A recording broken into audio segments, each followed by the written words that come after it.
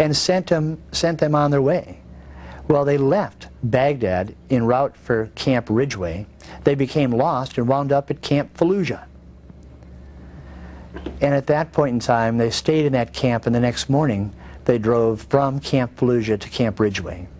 There were actually two routes they could have taken, one through the city and one around the city.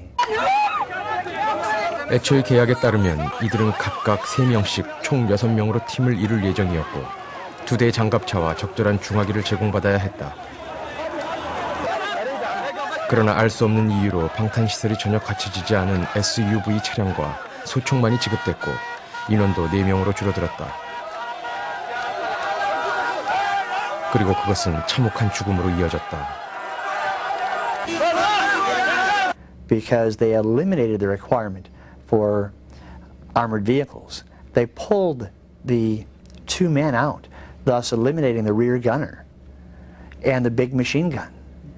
Each and every one would have made a difference because they were taken out by small arms fire at close range. If they only had the individual there who could have been looking out the back of the vehicle, this whole thing could have been prevented. If they had him there and he had a machine gun, it could have been prevented and repelled. If they had just an armored vehicle without him sitting in the back, the bullets could have ricocheted off and allowing these men an opportunity to escape. They didn't have any of that. But when they take away your only protection, they send you into the most dangerous city on this earth without a rear gunner, without any kind.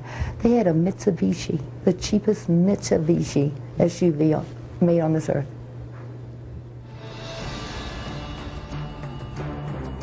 유가족들은 회사를 상대로 희생자들의 사망 과정에 대한 보고서를 요구한다.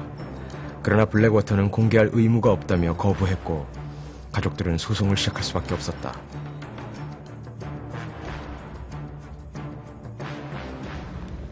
Blackwater has not paid them a nickel.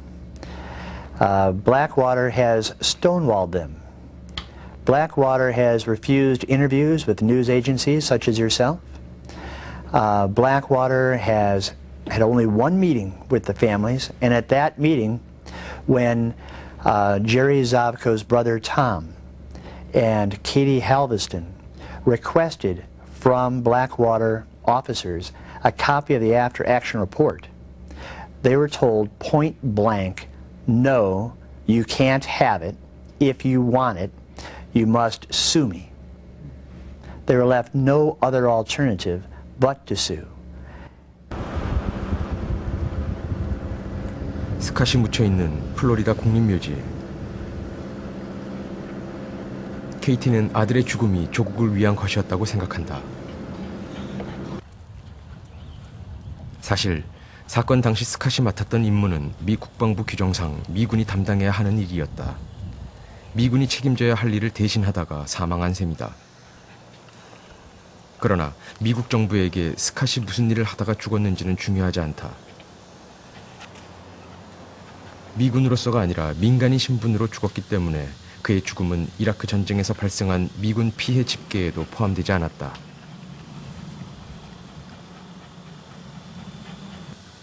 한 민간 전투병의 죽음, 그것은 오로지 개인의 몫으로 남겨졌다. He wasn't even a number. You know, you get these death counts every week. None of those men are counted. I mean, they're hired by our Department of Defense, but they're just a non-entity.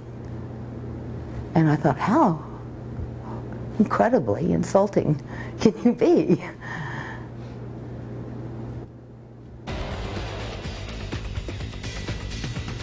현재 이라크에서 활동 중인 민간 전투병은 2만 5천 명이 넘는다고 알려져 있다.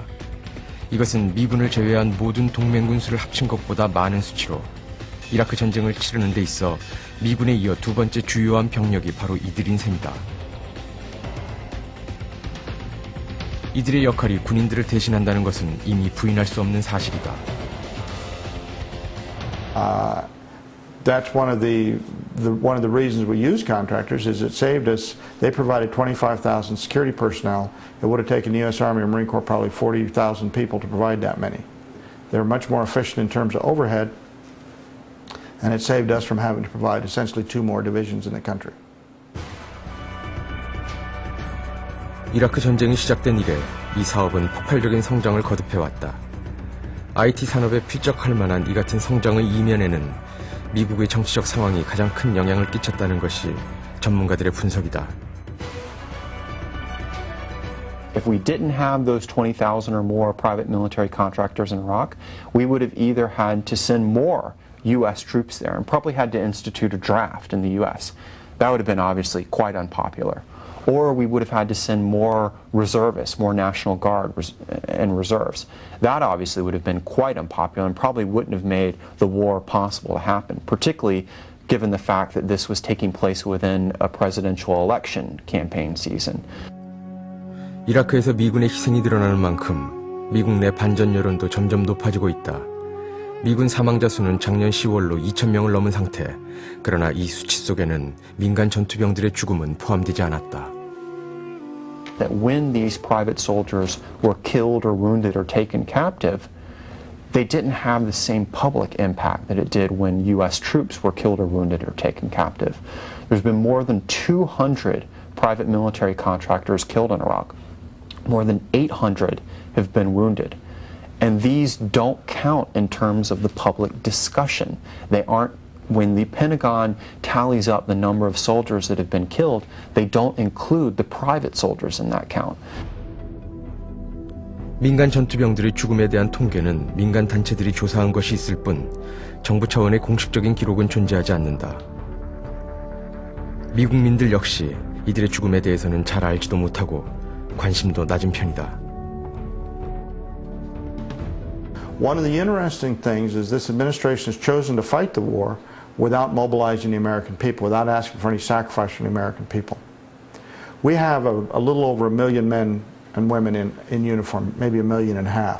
With a population of almost 300 million, that's less than 1/2 of 1% of the population of the United States is directly involved in the war.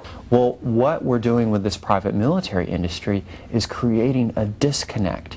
We're creating a situation where you can carry out your foreign policy and avoid some of the public costs that have gone with that. And that's true whether you're talking about covert operations. You can go into areas where your public might not even find out about it by using private military companies. Or it can happen in overt operations that people know about. You can go into situations, but your public, maybe they'll know about it, but they won't care about it as much. And so that's concerning because that really goes to the fundamentals of what a democracy is. And again, this is not just something that the U.S. should be concerned about. It's something that is affecting almost every single government out there. 민간 전투병의 문제는 미국 혹은 이라크 전쟁만의 일이 아니다. 이들에 대한 수요와 공급은 전 세계적인 차원에서 이루어지고 있고 민간 군사 산업은 그 자체로 이미 국제적인 비즈니스가 됐다.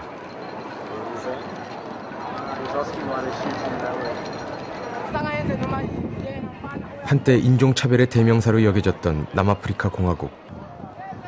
94년 최초의 흑인 대통령 만델라가 취임한 이후 흑백 차별은 빠르게 철폐됐다. 그러나 여전히 높은 실업률과 빈부격차 때문에 치안 문제는 심각한 상황이다. 이 때문에 민간 보안 산업이 더욱 성행하고 있다.